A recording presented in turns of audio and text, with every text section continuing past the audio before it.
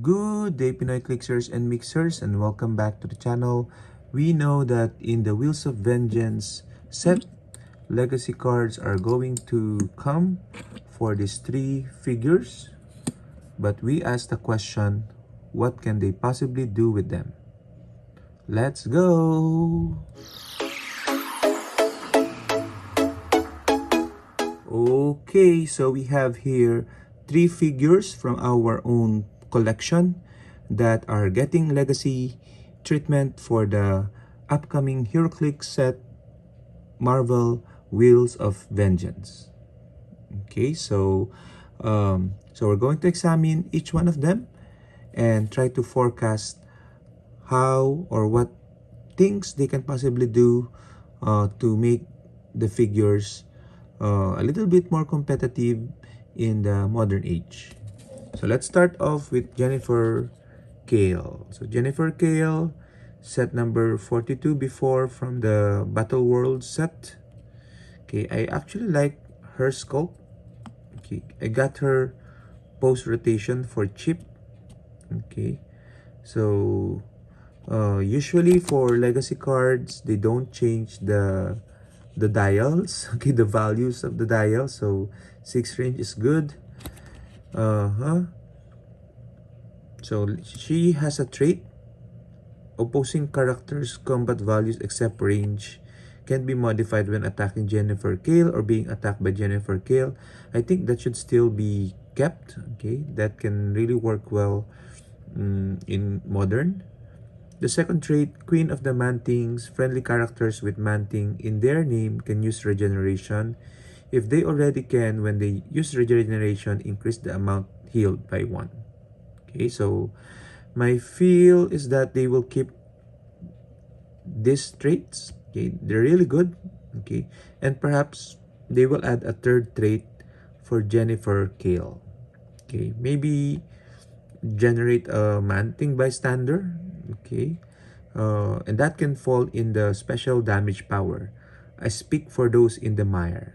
Leadership, support, and maybe in a successful leadership, generate a bystander. Okay, a Manting bystander. Okay, so if you look at her dial, she has a weird point value, which is 40 and 33. They would probably change the 33 into a round number. Okay, so maybe 20 or 25 perhaps, or even 30. Okay, but definitely that has to change. I'll probably wishful thinking would have him top dial would be 30, and then blue starting dial would be around 20 points. Okay, so that's my forecast for Jennifer Kale. The second one we're going to look at is Witch Queen LEF. Okay, the same set, Battle World, set number 56, a super rare. She has a couple of traits and a special movement power. Okay, Baroness of Battle World, leadership, perplex. When Witch Queen LEF uses perplex to target another character, you may instead modify a combat value except damage +2 if the target shares a Battle World keyword, or -2 if it has a different Battle World keyword. Okay, so since there are not a lot of Battle World keywords in modern, that would probably be changed.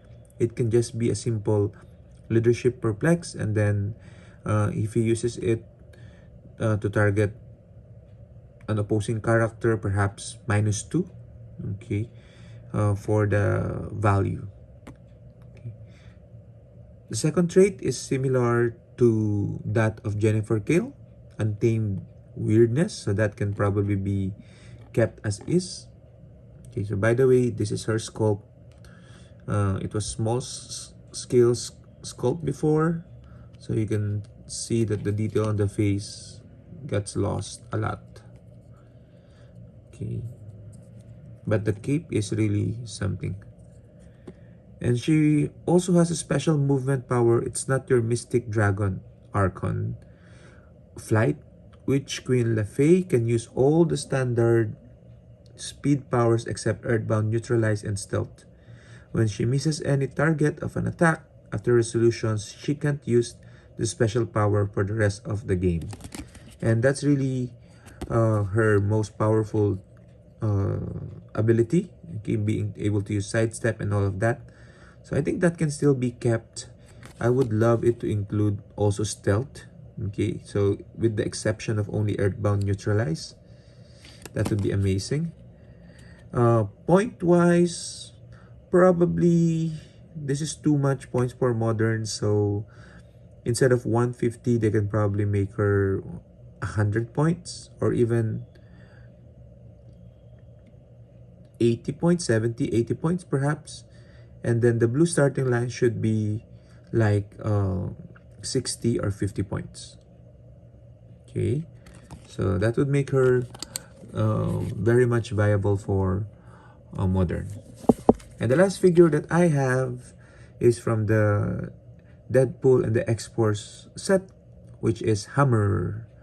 So there's a lot of weirdness why this particular figure was part of the legacy list. Okay, he's riding a vehicle, so at least that's one thing. But I was expecting him, if ever, in the Deadpool Weapon X set next year, but it is what it is. He has a trait, custom built hoverture. Hammer can carry characters that are his size. That would probably be retained as is. Special attack power, that's more like a personal tank. When Hammer makes a ranged attack targeting a single opposing character, he may also target all opposing characters adjacent to that target. When you do, modify Hammer's damage value by +1 for each hit target. And that's still really strong. But they might modify it like making it fixed damage, perhaps. Okay, but he only has 2. So probably that they would fix that into all the... It's like an energy explosion. Okay, but the energy explosion might be deal 3 damage instead, something like that. And special damage power, advanced tech genius. Hammer can use enhancement and range combat expert. Okay, that would still be useful. Okay, interesting. So for 50 points, only with toughness, I don't think they will reduce his point value. Okay, probably to 40, if any. Okay, but 11 attack is already good with RCE, and maybe they will find a way to increase further his range, although his range is already 6, but that can be the selling point for the legacy Hammer. Okay, so what do you guys think? Share your thoughts on the comments. What will you envision as the treatment for these 3 legacy figures? Okay, and even the other figures, if you have ideas on how they will be treated for the upcoming Wheels of Vengeance set. So looking forward to some of your thoughts, and bye bye for now.